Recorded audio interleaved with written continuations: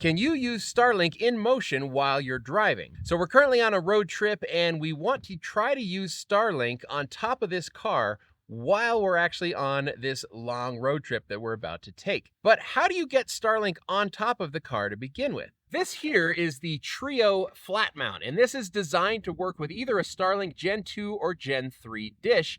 And it basically encapsulates the dish in these frames here that you screw together. And it has a number of different mounting options, including suction cups that you can see right here. So since this car right behind me has a glass sunroof, we're going to try to get this Starlink into this frame and then suction cup it to the top of the truck. And the truck itself has an AC plug in the back that we should be able to use to power the whole thing up.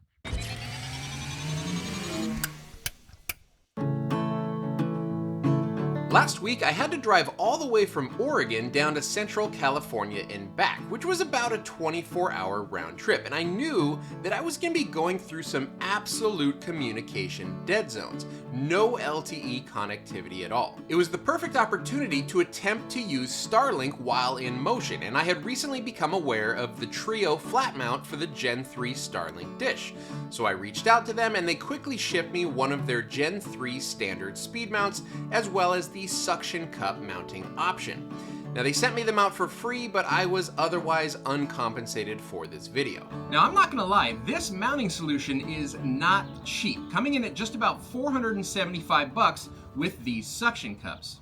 And they do have some cheaper options such as adhesive pads or magnets or just standard bolt mounting. But this Trio flat mount is still way cheaper than Starlink's own high-performance flat dish, which is the one that they sell that's made to be used in motion. Starlink's high-performance flat dish is $2,500. So buying the standard Gen 3 Starlink dish for about $600 plus the Trio flat mount, you're gonna save about $1,500 versus Starlink's own solution. But how well does it work? Framing the Starlink dish with the Trio flat mount was super easy. It only took about 10 minutes total, even without any instructions, and only required an Allen wrench. Once the Starlink dish was in the mount, I simply had to suction it to the top of the truck. All right, so how do these things work? Let's figure this out. Just pump?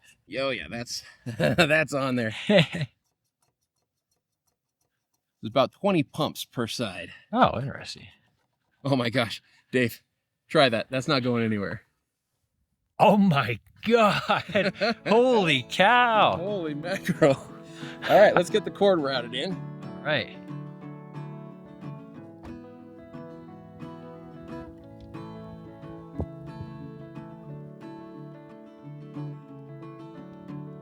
We're going to plug in power. Run the little cable up to the Starlink router. Plug that in, and then let's just put the router like in this cup holder right here. Now we got to turn on the power. All right, so AC outlet in the back of the car, Starlink power adapter is plugged in right there, and that runs over to the Starlink Wi-Fi, which has the dish plugged into it. All right, so the Wi-Fi has popped up on my phone. I'm connecting to it now. And we're connected to the Starlink Wi-Fi, but that does not mean we have a signal from the dish yet. So let's go check the Starlink app. Starlink unplugged or rebooting. So it's gonna take a second to boot up. We're gonna try to get this thing back in action. After a few minutes, the Starlink dish connected to the Starlink network and we had internet access. Now the orientation of the car didn't seem to matter at all, and we really tested the suction cups of the Trio flat mount by immediately taking Starlink down a pretty nerve-wracking 8-mile dirt road with an 8,000-foot drop in elevation. The dish held on just fine. Throughout the course of the next couple days, we never lost internet, and our periodic speed tests didn't seem any different than when Starlink is stationary. All right, so I'm driving down the road in the middle of absolute nowhere, and you can see up on the roof of the car here, I have the Starlink Gen 3 dish with the Trio flat mount, and we are getting, what are we getting, Dave? Yeah, we're testing right now, 278 by about 18. Yeah, 278 down by 18 while in motion with the Starlink in an area with 0 cell service. That's amazing. All right, so there you have it. Now I'm pretty impressed with the Trio flat mount, and I'm even more impressed that you can do a 700-mile road trip using a standard Starlink dish the whole way with no interruption in service. Now, I'm not associated with Trio Flat Mount at all. I don't have a referral code or anything, but it definitely gets my seal of approval after what we put it through. So check them out. A link is down in the description below. And make sure you subscribe to Crosstalk Solutions for more videos related to this road trip. I bet at least some of you recognized that location.